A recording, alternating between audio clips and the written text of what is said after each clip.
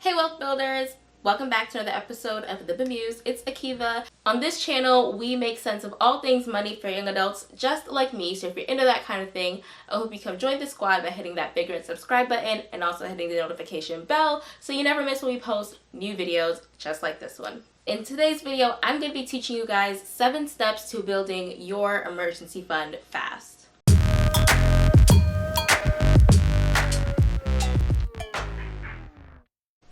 Having an emergency fund is a critical part of any financial plan or financial strategy. And in this current environment, I'm pretty sure I don't have to do much to convince you of that. Having an emergency fund is so important. So I'm going to teach you guys 7 strategies, 7 steps that I use and that I think are helpful for you guys when trying to build up your emergency fund or just a savings goal in general, whether that's an emergency fund or some other savings goal. Step number 1 is to prioritize. Before you can do anything, you have got to commit and say that this goal is going to take precedent over any other financial decision at this moment. The truth is that you can't achieve what you don't prioritize. So if it feels like a burden to you or a grudge or something you're not going to enjoy, or you're just doing it because you feel like people say you need to do it, but you don't really see the importance of it, it's not going to work. So step number 1 is just to prioritize, truly prioritize the goal of saving that emergency fund. And if you need a little bit of a nudge in prioritizing that goal, think about what you would do if your income suddenly decreased or stopped, like many people's have in the current environment. Would you be able to survive? Would you be able to still pay your bills? And if the answer is no, like most people, you need something to fall back on. So at the very least, your emergency fund should be keeping you from being homeless or asking your friends and family for money or putting you just in some uncomfortable positions that you probably don't want to be in. So step number 1 is to prioritize. Step number 2 is to set your savings goal. So this is where you decide, how much do I need to save in this emergency fund? What is my savings target? So for most people, a solid emergency fund means having 3 to 6 months worth of expenses, necessary expenses saved up. And again, in the current climate, we can definitely see how 3 to 6 months is not an exaggeration whatsoever. I'm not saying this will be the norm or that this is going to happen, very often, but it's always good to be prepared.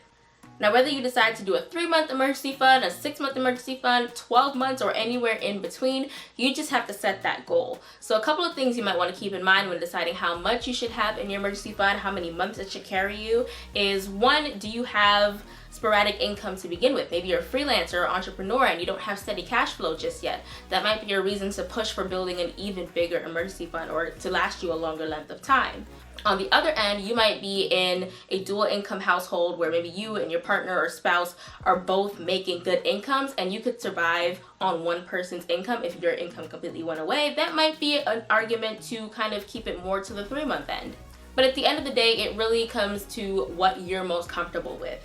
For me personally, I have a 6-month emergency fund and that makes me feel comfortable and secure. So the second step is just to set your savings target or goal. Number 3, and this is a fun one, is decide your reward.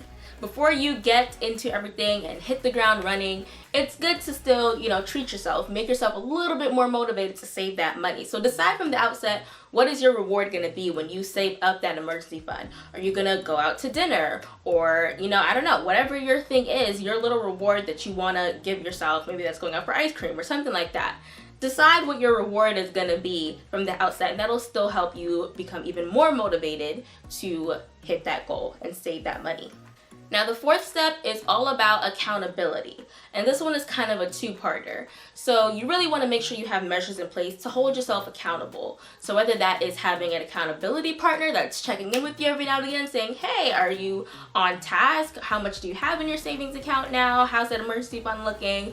One thing that I really recommend that you do is to open a separate account at a financial institution that is, like I said, completely separate from any of your other banking, your everyday banking needs. Me personally, I have my emergency fund at a bank that is separate from my everyday banking, so that way it is not, it's out of sight, out of mind. I don't think about it, and it's harder for me to access than just my regular everyday fund. So you're less tempted to kind of go in there and pull money out.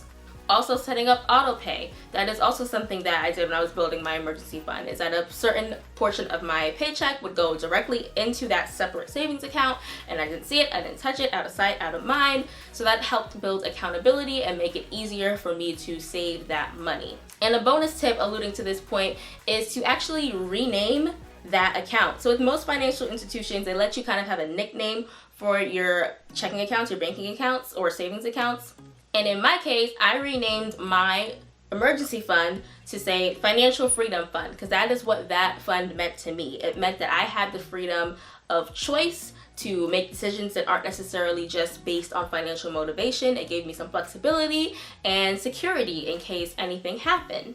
So rename your account to something fun that's going to keep you motivated to keep saving and that resonates with you. So step 4 is all about holding yourself accountable. Now step 5, and this is where we get into actually putting the money in the account. Step 5 is to minimize all of your other expenses. So this means potentially getting down to a more bare bones budget. One silver lining of the current environment is that most people are realizing what they can and cannot live without when a lot of options are taken away from them. It could also mean contacting some of your servicers, like some of your utility companies or insurance companies or student loans, and we talk a lot about student loans on our channel, to see if you can get any sort of deals or lowering your repayment plan, especially when it comes to student loans. See if you can get a payment plan that lowers your monthly payments, so that way if you've already prioritized that saving your emergency fund is the priority, it's taking precedent over any other financial goal, that way you have more money that you can put towards that goal. And then you can continue going back to your loans later. So really try to minimize your expenses where you can, so that way you have more capital to put toward your emergency fund. Step 6 is to use lump sums of money to turbocharge that savings. So this can be things like your stimulus checks, cough cough, or tax refunds, or maybe you have an annual bonus from your job. Those lump sums of money that takes away the decision making, in a sense, where you only have to make that decision maybe once a year, as opposed to having to really consciously make the decision to save every single month or every single week, whatever cadence you're saving at. And it's a great way to really make great strides in increasing the amount of cash in your emergency fund. That also includes things like maybe gifts you receive from family members, or even cash back. If you have a cash back credit card, you can say, I'm going to use everything that I earn on this card, all of my rewards, and cash those out and put the money into my emergency fund. That could be a strategy. Or even taking up something like a side hustle. It's not necessarily a lump sum of money, but it's something that you can do even temporarily, just to make sure that you meet your goal of building your emergency fund. So step 6 is using lump sums of money where you can to help you reach your goal even faster. And then the final step is to celebrate.